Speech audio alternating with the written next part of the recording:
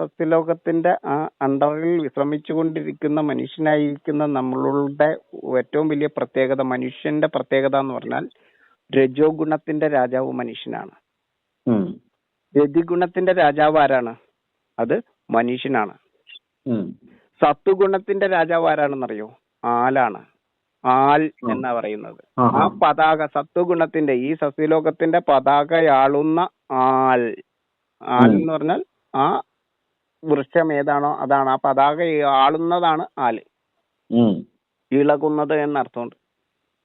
സമുദ്രത്തിലെ തിരമാലകൾ പോലും നിശ്ചലമായാൽ വായുവിനെ ചലിപ്പിക്കുവാനുള്ള ശേഷിയുള്ളതാണ് ആലിലകൾക്ക്. ശബ്ദത്തെ ജനിപ്പിക്കുവാനുള്ള ശേഷിയും ആലിലകൾക്കുണ്ട്. അപ്പൊ അങ്ങനെയുള്ള ആലുന്നതായിരിക്കുന്ന ഈ സത്വഗുണത്തിന്റെ പതാകയാളുന്ന ആൽ എന്ന് പറയുന്നത് വൃക്ഷരാജനാണ്. അതേസമയം അതിന്റെ നേരെ ഓപ്പോസിറ്റ് ഒരു ശക്തിയുണ്ട്. ഈ രജോ ഗുണത്തിന്റെ വികാര, വിചാര, വിദ്വേഷ, വിപരീത വൈരാഗ്യങ്ങളുടെ രതിയുടെ രാജാവായിരിക്കുന്നത് മനുഷ്യനാണ്. മറ്റുള്ള എല്ലാ മൃഗങ്ങൾക്കും രജോ ഗുണം മനുഷ്യന്റെ അത്രയും ഇല്ല. മനുഷ്യൻ രജോ ഗുണ സ്വഭാവിയാണ്.